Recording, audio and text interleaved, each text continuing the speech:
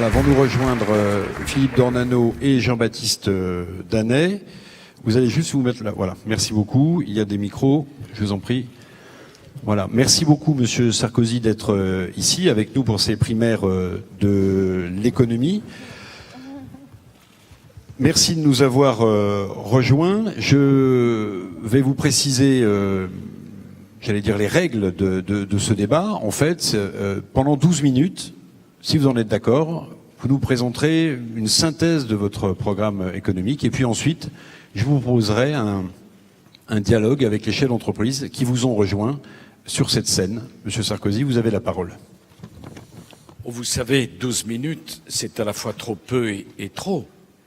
La stratégie économique, la seule, adaptée à la situation de la France, la seule, consiste simultanément à diminuer nos dépenses publiques et à baisser les impôts. C'est la seule stratégie possible. Il n'y a pas besoin d'en parler pendant 12 minutes. C'est simplement une stratégie qui a marché partout ailleurs dans le monde. On a eu 50 milliards d'impôts nouveaux. On ne peut pas continuer comme cela. Il faut mettre nos entreprises à égalité de compétitivité avec leurs concurrentes, non pas chinoises ou indiennes, mais en tout cas avec leurs concurrentes sur leur marché premier, qui est le marché européen. Et pour financer ça, il faut baisser les dépenses publiques et le faire exactement au même moment, concomitamment. C'est la stratégie.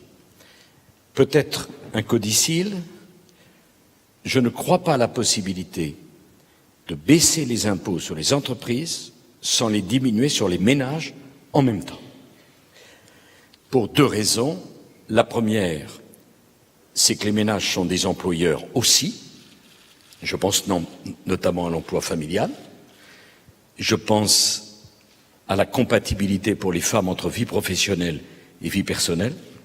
Si les emplois familiaux sont chargés au sens de charges sociales comme elles le sont aujourd'hui, c'est pas possible. Et deuxièmement, parce que le principe de l'Europe, c'est la liberté de circulation des biens et des personnes.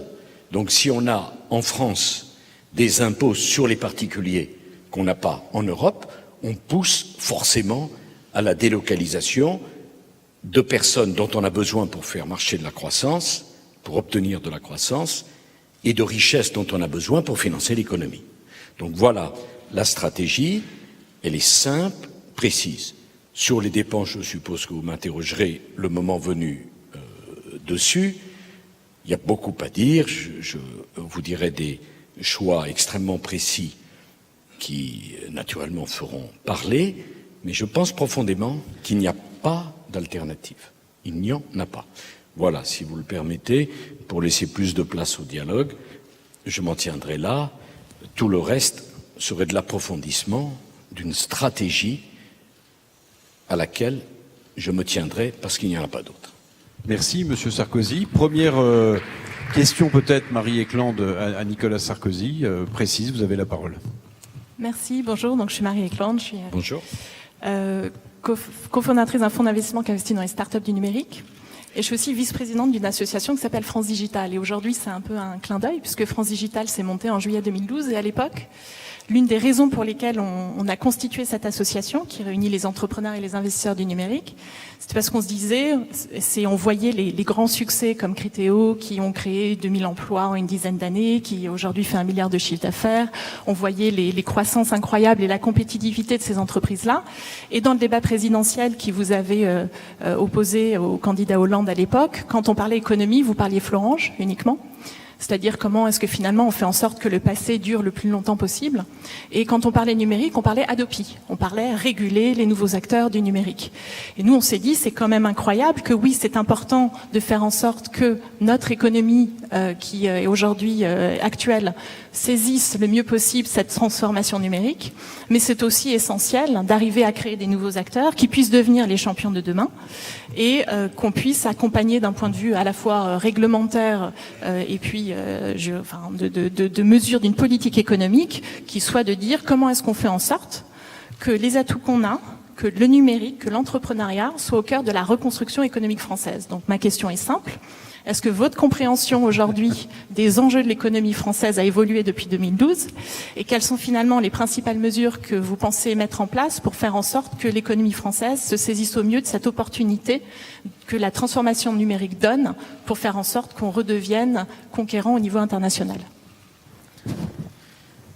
D'abord, vous qualifiez votre question de simple, permettez-moi de dire qu'elle ne l'est pas. Bon. Voilà, vous n'allez pas vous aussi me dire répondez par oui ou par non. Bon. Bon. Donc, il y a beaucoup de choses à dire sur une question intéressante. Bon. Bon. D'abord, autorisez-moi un point de désaccord fondamental. L'industrie, c'est pas le passé. Et si vous voyez l'industrie comme le passé, vous vous trompez. La France doit rester une terre de production. C'est incontestable. Et n'opposez pas service et industrie, car le jour où il n'y a plus d'industrie, le service se met à la disposition de qui? Une grande économie doit avoir une grande industrie. Il n'y a aucune raison qu'on laisse l'industrie à l'Allemagne. Vous n'allez pas, vous, me dire que l'Allemagne, c'est pas une grande économie. L'Allemagne déborde d'industrie. Regardez ce qui se passe avec Alstom et regardez Siemens. Allons. Il y a suffisamment d'intelligence dans la salle pour pas vous laisser aller à dire il y a le monde d'avant, il y a le monde d'après, et l'industrie, c'est le monde d'avant fini. Non, jamais. Je ne l'accepterai jamais. On sait fabriquer des bateaux, des trains, des voitures, des avions, des fusées, ça compte. Et il n'y a aucune raison qu'on sacrifie notre appareil industriel. C'est la première chose. Deuxième chose, pardon, vous avez cité le mot Hadopi. Enfin, je crois à la propriété, c'est mon droit. Pour moi, la propriété, c'est pas un gros mot. Je crois au droit d'auteur. Quand on va au grand magasin, on ne se sert pas en disant je paierai demain. Je ne crois pas au gratuit. C'est pas une question de modernité ou de passé, une question de conviction. Je crois au mérite, je crois à l'effort, je crois au travail, je crois que quand on achète son appartement, on l'a pas volé. Je pense que quand on a un patrimoine, on a le droit de transmettre à ses enfants en franchise d'impôt. C'est ce à quoi je crois. Donc c'est pas parce que vous dites numérique que toutes ces valeurs-là s'appliquent pas. 3. Vous voyez que c'est pas si simple. Il y a beaucoup de complexité dans tout ça. 3. Le numérique représente un atout fantastique. Personne ne le conteste. Qui pourrait le contester d'ailleurs? Comment on fait pour l'aider? Alors, il y a plusieurs problèmes là-dessus. Je me suis interrogé pourquoi tant de jeunes entrepreneurs du numérique allaient à Londres. C'est pas pour le climat. Il y a 3 mois de plus qu'à Paris. Mais avec le réchauffement climatique... Bah, il change rien, il pleut toujours. Vous savez, il pleuvait avant, il pleuvra demain. Bah, enfin bref. Nathalie a dû vous dire des choses définitives sur le sujet. Bon. Pourquoi ils allaient à Londres? Ils allaient à Londres pour une raison très précise, qui est à Londres, on peut lever des moyens et des capitaux avec une facilité qu'on n'a pas à Paris. Et ça, c'est un sujet considérable. Et je me suis intéressé, avec Eric Woerth d'ailleurs, pour savoir pourquoi. Et il y a une mesure fiscale qui m'intéresse beaucoup et que j'ai repris, c'est celle qui décide que 60% de l'investissement dans une start-up est déductible à Londres de l'assiette imposable, et si l'investissement ne marche pas, il y a 40% de plus. Avec ça, vous avez un effet fantastique. En 15 jours, vous levez de l'argent que vous n'arrivez pas en 2 ans à lever en France, alors qu'on est le pays le plus bancarisé du monde. Le problème de nos banques, c'est qu'elles adorent prêter quand on n'en a pas besoin. Et donc, dans le projet qui est le mien, nous reprenons cette mesure. J'autoriserai la défiscalisation de 60% de l'investissement dans vos entreprises immédiatement. Et d'ailleurs, je me demande comment le gouvernement actuel n'a pas pensé à le faire. Le Brexit a eu lieu fin juin, début juillet. Nous sommes fin septembre, presque début octobre. Il n'y a toujours pas une seule mesure pour profiter, entre guillemets, du Brexit, si ce n'est une commission qu'on a confiée à un excellent rapporteur, Christian Noyer. Mais enfin, ils auraient pu nous consulter, la commission, on l'aurait faite en 1 heure, on sait parfaitement ce qu'il faut faire. Donc, nous allons reprendre cette mesure, parce que aujourd'hui, c'est plus Londres qui nous concurrence, c'est Barcelone, et vous le savez mieux que moi, Barcelone est en train de remplacer Londres dans l'esprit d'un certain nombre d'entrepreneurs du numérique, mais il y en a d'autres, il y a le problème d'Amsterdam, il y a beaucoup de concurrents. Il faut faire de Paris la place des start-up, celle où on peut investir le plus rapidement, le plus efficacement et développer son entreprise le plus facilement. C'est tout l'enjeu du Brexit. Et de ce point de vue, le Brexit peut être pour nous une opportunité. Il n'est pas qu'une opportunité, mais peut-être une opportunité. Jean-Baptiste Danet, si vous avez une question pour Nicolas Sarkozy. Alors, Monsieur le Président, on parlait à l'instant de hier, aujourd'hui, demain, etc. Il y a pour nous les entrepreneurs une chose dont on ne souhaite pas que ça change, c'est la stabilité fiscale. C'est-à-dire que pour nous, un engagement ferme d'une stabilité fiscale sur le quinquennat est essentiel parce qu'elle nous permet de travailler, vous l'imaginez bien, dans d'autres conditions. La question est, dans les 10 ou 15 dernières années, on a vu que, au hasard des lois de finances, au hasard des crises, françaises ou internationales, la fiscalité change, en tout cas tous les ans, qu'elle se complexifie et qu'il nous faut des piles de bouquins pour suivre les changements, sans compter ce que ça pèse sur nos marges, ce que ça nous coûte en investissement et en réflexion, et parfois en contrôle. Comment pouvez-vous aujourd'hui, dans le monde dans lequel on vit, garantir la stabilité fiscale sur l'ensemble du quinquennat? Bon, c'est un vaste sujet, mais qu'est-ce qu'on va faire? Je voudrais qu'on puisse voter la totalité des mesures fiscales du prochain quinquennat en juillet 2017. On met tout, y compris ce qui ne s'applique pas au 1er janvier 2018. On met tout. Une seule loi de finances fiscale, en quelque sorte, pour s'assurer que sur les 5 années qui viennent, le paquet soit voté au début et on n'y touche pas. Première remarque. Deuxième remarque, il y a la maladie administrative française. Vous prenez l'exemple du CICE. Si vous comprenez le CICE, ce qui est déjà un premier obstacle, vous l'appliquez pour votre entreprise, vous êtes certain d'avoir un contrôle fiscal l'année suivante. Je propose la suppression du CICE et son remplacement à l'euro près, 17 milliards, en baisse générale des charges. Et je propose d'ailleurs de doubler le montant des charges, de faire 34 milliards de baisse de charges, plus de CICE. Troisièmement, il faut qu'on réussisse cette révolution, sans doute l'une des plus difficiles, le rapport entre l'administration et les citoyens. Aujourd'hui, le citoyen est présumé coupable. Le sinistre Saint-Just de 1793 avait donc raison. Prouvez votre vertu, disait ce cinglé, ou choisissez la prison. Je veux interdire les contrôles fiscaux sur place, sauf probabilité d'une fraude avérée. Les contrôles fiscaux, à l'époque du numérique, sur dossier. Vous n'avez pas à récupérer pendant 8 mois un contrôleur qui se comporte comme s'il était chez lui. Je veux réduire la prescription à 1 année, sauf élément avéré d'une fraude fiscale. Et par ailleurs, sans doute, faudra-t-il constitutionnaliser la non-rétroactivité, qui est un sujet juridique extrêmement compliqué. On l'a vu avec les plus-values, à l'époque de Giscard, on l'a vu avec les mesures qu'avait voulu Strauss-Kahn. Un nouveau gouvernement peut parfaitement changer ce qu'un ancien a fait. Une nouvelle majorité peut changer ce qu'un ancien a fait. Mais ça ne peut valoir que pour le flux, pas pour le stock. Je m'explique.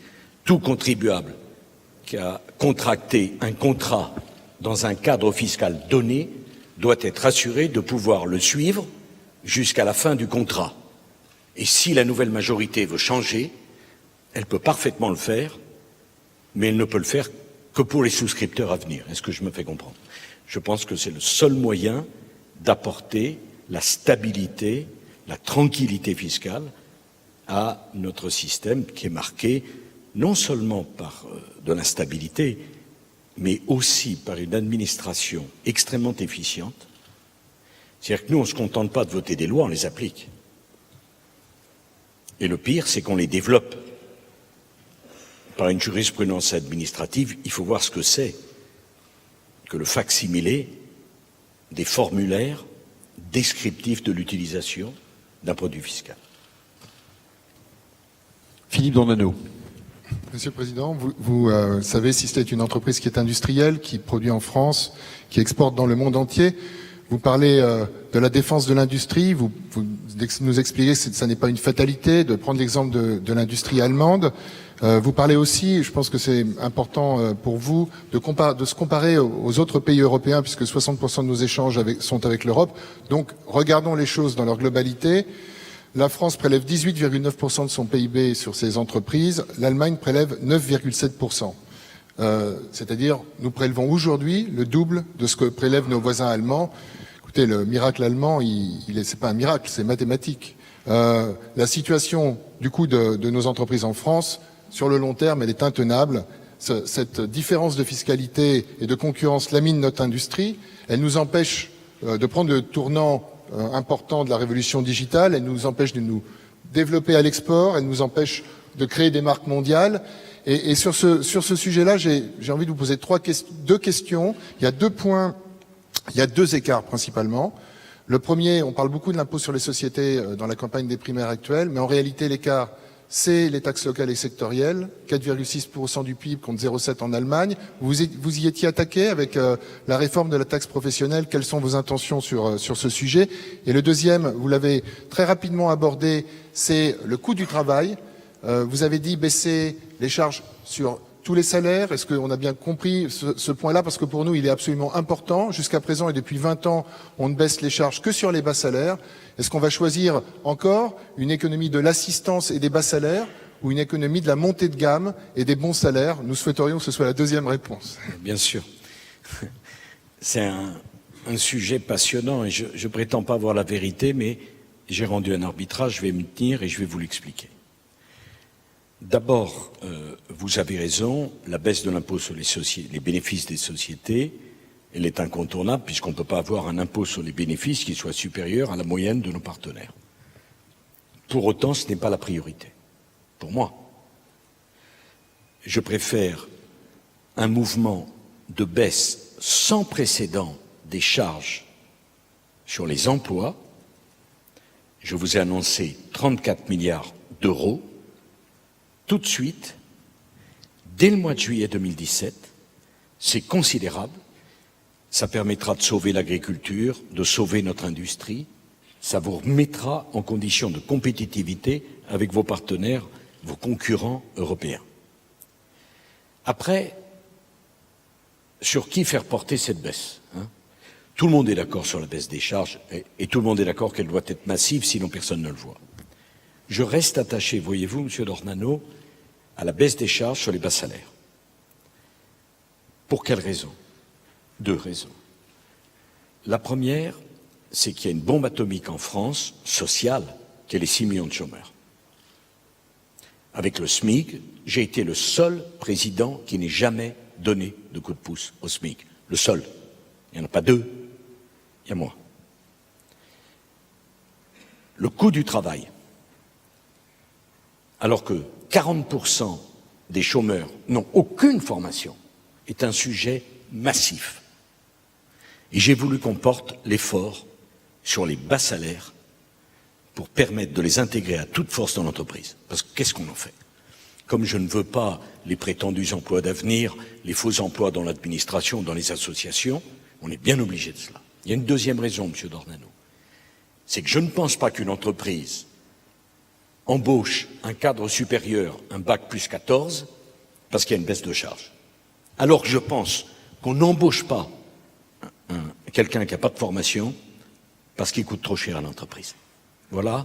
Donc, on fait la baisse des charges jusqu'à 1,6 SMIC. Il faut que je vous dise autre chose. Je suis opposé à toute forme d'augmentation d'impôts. J'ai fait l'augmentation de la TVA à l'époque. Mais c'était avant les 50 milliards d'euros de Hollande, d'augmentation. Et c'était à un moment où la TVA des Allemands était inférieure à la nôtre. Elle est aujourd'hui supérieure. Donc, pour les entreprises, 3 choses. Baisse des charges, réforme du droit du travail en juillet 2017, avec notamment la possibilité de réorganiser pour des licenciements économiques, et texte d'abrogation de toute norme française supérieure à la moyenne de la norme européenne. Marie-Claude vous avez demandé la parole. Allez-y pour votre nouvelle question. Oui, en fait, vous disiez à juste titre qu'il ne s'agit pas d'opposer les anciens et les modernes. Vous avez tout à fait raison. Aujourd'hui, ce qu'on vit au niveau économique, c'est pas, ça concerne tout le monde. Et en fait, il faut bien comprendre que le numérique, c'est pas un secteur à part, c'est vraiment une transformation complète. Et que quand on voit les efforts de Google sur la voiture, l'arrivée de Tesla, ce que fait Uber, etc., ça, finalement, cette transformation numérique concerne aussi bien les industries historiques que les nouvelles startups qui se créent. Donc, je suis absolument en phase. Et le vrai sujet d'un point de vue économique, c'est comment est-ce qu'on accompagne cette transition de la meilleure manière possible, à la fois pour les anciens et pour les modernes, et qu'on recrée des champions. Ce qu'il faut, l'un des sujets qu'on a, c'est que le numérique a accéléré cette internationalisation, cette compétitivité internationale à laquelle fait face l'intégralité de nos entreprises. Et les sociétés dont je parle, c'est-à-dire toutes ces nouvelles sociétés du numérique, ont une stratégie de développement qui est fondée sur la croissance, qui est fondée sur l'acquisition et le développement très rapide de parts de marché, et qui finalement vient très vite en France concurrencer nos entreprises.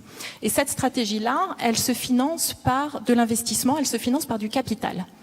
Or, les entreprises françaises, historiquement, se sont toujours financées par de la dette, et du coup, elles ne peuvent pas combattre, elles ne peuvent pas être au même niveau de compétitivité que ces entreprises-là. Donc pour pas que la question soit trop compliquée, Donc, quelle est votre question ? À la conclusion, ma question est comment est-ce qu'on change la structure de financement des entreprises françaises afin qu'elles puissent investir au même niveau que ces entreprises-là et jouer leur carte au niveau international. Donc comment est-ce qu'on oriente l'épargne des Français, en gros, qui n'est pas aujourd'hui dans l'économie réelle, comment est-ce qu'on l'oriente pour financer cette transition numérique de nos entreprises ? Bon. Moi, je ne pense pas que le problème, si vous me permettez, soit d'orienter l'épargne. C'est une vision administrative. Et je n'ai pas cette vision administrative. Vous travaillez, vous épargnez, vous faites ce que vous voulez de votre épargne.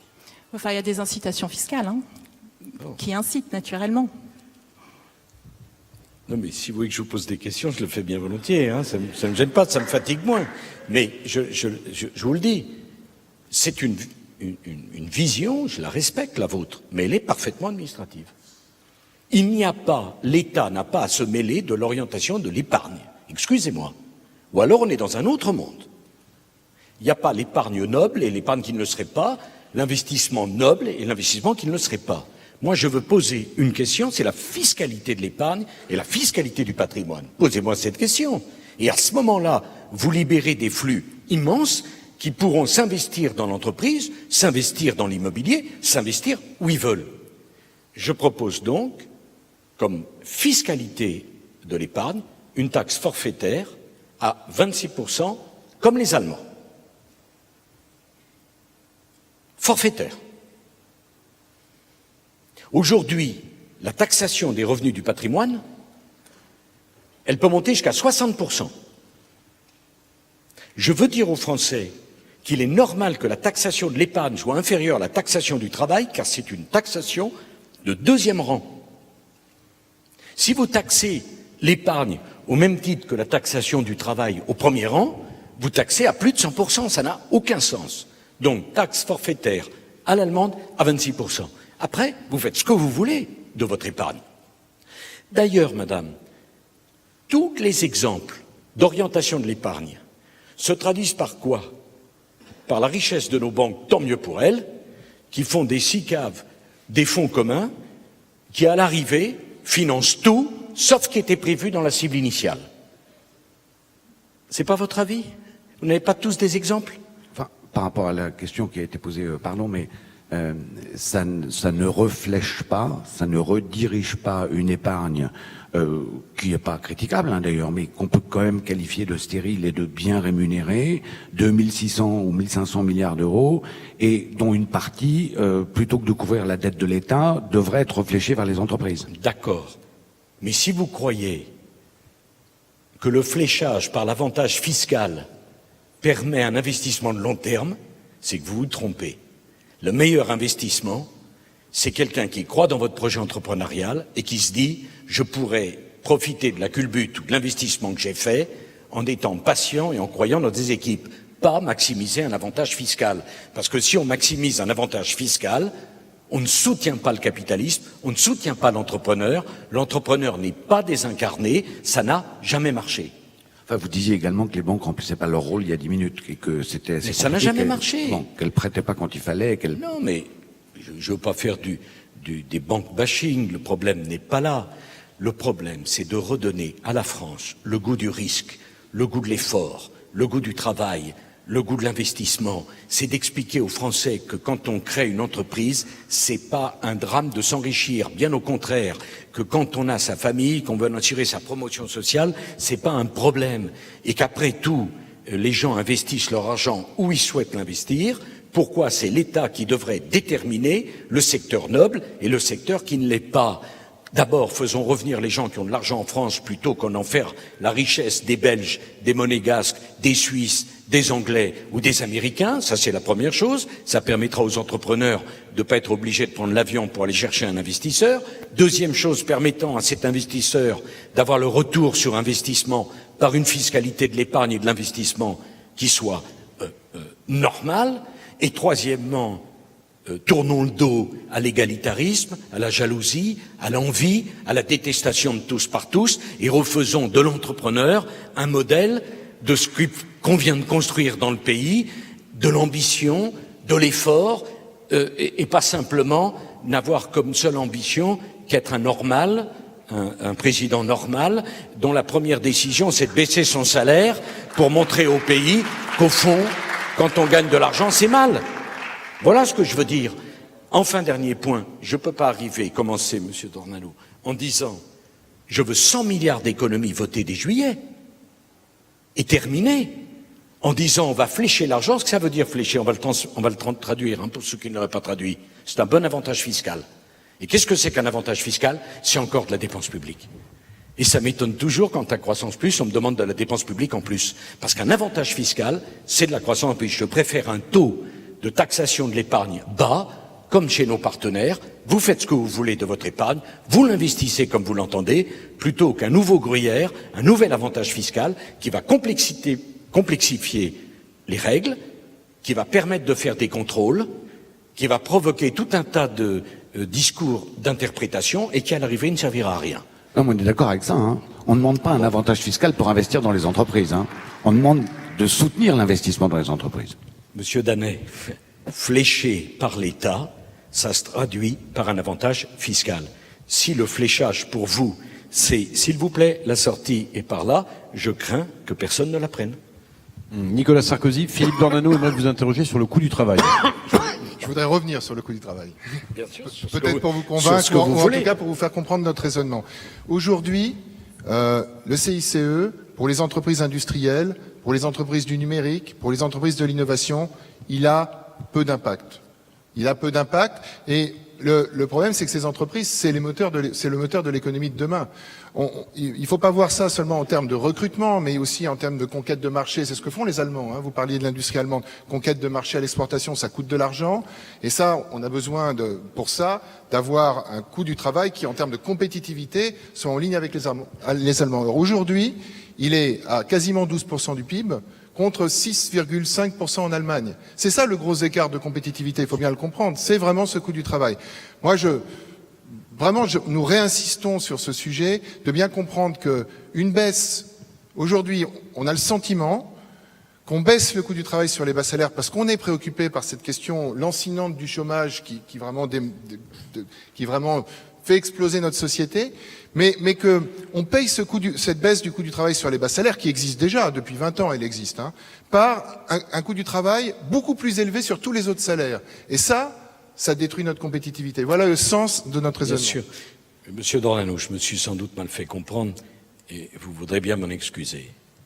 34 milliards de baisse des charges sur les emplois, ça n'est jamais arrivé.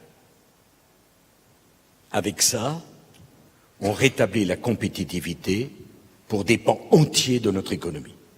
Vous ne pouvez pas être contre, c'est ce que vous demandez. Dans les propositions de Croissance Plus, il y a notamment une proposition que je retiens, c'est la transformation du CICE en baisse généralisée, oui, en baisse généralisée sur les cotisations que vous payez pour vos collaborateurs. Donc ça, on n'en discute pas, je suis pleinement de votre avis. Mais j'aimerais, enfin, c'est pas à moi de faire les questions, mais que vous m'interrogiez sur les dépenses. Parce que le problème de la France, c'est pas la dette. Le problème de la France, c'est pas le déficit. Le problème de la France, c'est le montant des dépenses publiques. 57% du PIB en dépenses publiques. Il faut qu'on revienne à 50%. C'est un problème gigantesque. Grâce à ça, on va financer les baisses d'impôts. Je veux que le départ à la retraite soit 63 ans en 2020, 64 ans en 2025. Je souhaite que le calcul des retraites dans le public et dans le privé soit le même. Je souhaite mettre fin dans le public à la double financement de la politique familiale. Je souhaite qu'on revienne sur la surrémunération du temps partiel. Je souhaite que le temps de travail dans la fonction publique soit porté à 37 heures, payé 37. Je souhaite qu'on revienne à la dégressivité des allocations chômage, 20% au bout d'un an, 20 autres % au bout de 18 mois, qui sont des sujets extrêmement importants. Et je souhaite enfin que dans vos entreprises, vous déterminiez librement la durée du travail, soit par un accord avec les partenaires sociaux, soit par un référendum d'entreprise. C'est vous qui déterminerez le moment où commencent les heures supplémentaires dans votre entreprise, étant entendu que ces heures supplémentaires seront défiscalisées. Voilà le projet et la stratégie économique que je porte. Et c'est la seule stratégie économique qui produira des résultats immédiats. Peut-on dire un mot justement sur ce sujet des relations sociales dans l'entreprise? On parle de référendum, mais avant même de parler de référendum, pourquoi ne pas tout simplement, vous aviez fait des premiers pas d'ailleurs dans ce sens, mais pourquoi ne pas tout simplement faire une chose qui est très simple, basique et complètement en ligne avec la démocratie au XXIe siècle, autoriser toute personne qui est élue par les salariés à voter les accords d'entreprise. Aujourd'hui, on est dans un système, c'est pas un problème de premier tour, c'est un problème simplement qu'une personne aujourd'hui, un salarié est élu par ses pairs, et s'il n'est pas mandaté par un syndicat, il ne peut pas voter les accords d'entreprise. Dans les entreprises de taille intermédiaire qui sont parfois syndiquées, mais parfois pas très syndiquées, on se retrouve dans des situations absurdes, ubuesques, où on ne peut pas du tout signer d'accord d'entreprise. Dans une entreprise qui n'est pas syndiquée, on ne peut pas signer d'accord de travail le dimanche, même si tous les salariés sont d'accord. Pourquoi ne pas en revenir? Imaginons ce que serait, par exemple, la vie locale, où les conseillers municipaux, s'ils n'étaient pas membres d'un parti politique, ne pourraient pas voter les décisions du conseil municipal. Est-ce qu'avant toute chose, on ne peut pas revenir à un système tout simplement de bon sens, où les salariés, s'ils sont élus, s'ils sont syndiqués, ils sont syndiqués, s'ils ne sont pas syndiqués, ils ne sont pas syndiqués, mais quand ils sont élus, ils votent. C'est donc tout à fait un problème de monopole de la présentation au premier tour. Vous prenez l'exemple du conseiller municipal. Le problème n'est pas qu'il soit membre d'un parti ou pas. Pour être conseiller municipal, il a été élu. Or, pour être élu au premier tour des élections professionnelles, vous ne le pouvez pas. Si vous n'êtes pas représentant d'une formation syndicale, puisqu'il y a le monopole de présentation des grandes centrales syndicales au premier tour, je veux supprimer ce monopole. Il me semble que nous sommes en 2016, bientôt 2017. L'attitude des centrales syndicales pendant la guerre en 1945 ne justifie plus qu'au premier tour des élections professionnelles, seuls eux aient le droit de se présenter aux élections. C'est le contraire de la démocratie. J'ajoute, Monsieur Dornano, que vous pouvez avoir un délégué battu aux élections dans votre entreprise, qui revient dans votre entreprise parce qu'il est désigné par sa centrale syndicale. Parlons de démocratie, c'est une plaisanterie. Donc je souhaite qu'on rebâtisse la démocratie sociale comme on doit beaucoup améliorer la démocratie politique. Donc, liberté de présentation au premier tour pour chacun, fusion de tous les organismes de représentation syndicaux à 50, effectif, pourquoi 50 ? Parce que c'est une règle européenne et qu'on ne peut pas y revenir. Et par ailleurs, je souhaite que les chefs d'entreprise aient dans leurs mains la possibilité de faire un référendum. Ce référendum sera gagné à une voix. Après tout, c'est normal que dans votre entreprise, vous les chefs d'entreprise et les salariés, vous discutiez temps de travail, rémunération, et vous décidiez que les heures supplémentaires commencent à 35 heures, à 36 heures, à 37 heures, à 38 heures. C'est votre problème, je ne pose que deux conditions. Un, c'est 37, payé 37 ou 38, payé 38. Et deux, qui est un accord des salariés. Ça s'appelle le dialogue social dans l'entreprise. Marie-Nique Land, je vais vous donner la parole parce que les femmes ont été sous-représentées dans les tables rondes, on nous l'a signalé. Une dernière question pour Nicolas Sarkozy avant de conclure ces primaires de l'économie. Merci. On parlait tout à l'heure de l'importance maintenant de l'international, à la fois pour nos entreprises et pour le pays. Il y a un mot et une stratégie qui est très absente des différents programmes, qui est l'Europe. Or aujourd'hui, nos entreprises, elles ont un cruel besoin d'avoir accès à la fois à un marché qui soit beaucoup plus large, qui soit unique et qui leur permette finalement d'atteindre la masse critique beaucoup plus facilement qu'elle n'est. Et d'autre part, on est aussi sur des équilibres internationaux réglementaires où on voit bien que les systèmes, typiquement les systèmes fiscaux, sont relativement obsolètes et qu'il faut arriver à rétablir un nouveau modèle de coopération et réglementaire à la fois sur des enjeux numériques mais aussi sur des enjeux fiscaux. Donc, en quoi est-ce que la France et pourquoi est-ce que la France n'est pas aussi présente au niveau européen sur ces enjeux-là qui sont des opportunités qu'elle devrait l'être ou elle pourrait l'être si elle voulait prendre un leadership international? Bon. La question de l'Europe est absolument centrale. Jamais je ne transigerai avec l'engagement européen de la France. Jamais je n'accepterai qu'on sorte de l'euro. Et jamais je n'accepterai qu'on remette en cause l'axe franco-allemand. C'est trop sérieux. On se bat tous les 30 ans avec les Allemands depuis Louis XIV. On ne peut pas jouer avec ça. Mais l'Europe ne fonctionne plus. Du tout. Elle doit être refondée. Le 7 mai, je veux aller à Berlin. Je l'ai dit à la chancelière Merkel. Pour mettre sur la table une initiative franco-allemande. Un nouveau traité, en 5 points, très rapidement. Une nouvelle politique de l'immigration, Schengen II. Une nouvelle organisation de l'Europe de l'euro, avec un président élu. Un système monétaire européen, on n'a pas besoin du Fonds monétaire européen, un Fonds monétaire européen. 3, de nouvelles compétences pour l'Union. Il faut rassembler en une dizaine de priorités stratégiques absolues, et le numérique peut en être une, les compétences européennes, rendre tout le reste aux États, de nouvelles compétences pour la Commission qui ne peut pas continuer à être à la fois un gouvernement, un parlement et un tribunal. Où est-ce qu'on a vu ça? Nulle part. Et 5, une orientation précise sur l'élargissement. L'élargissement, on ne peut plus continuer tant qu'on n'a pas les nouvelles institutions. Et peut-être qu'on peut mettre un terme à la discussion avec la Turquie, dont les discussions d'adhésion ont commencé en 1963. Il est peut-être temps de leur dire que leur place est en Asie mineure et pas en Europe.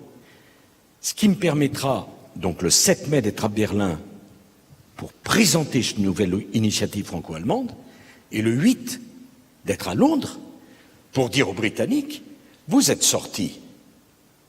Mais nous, on pose sur la table un nouveau traité, vous avez donc l'opportunité de voter à nouveau, mais cette fois-ci pas sur l'ancienne Europe, mais sur la nouvelle.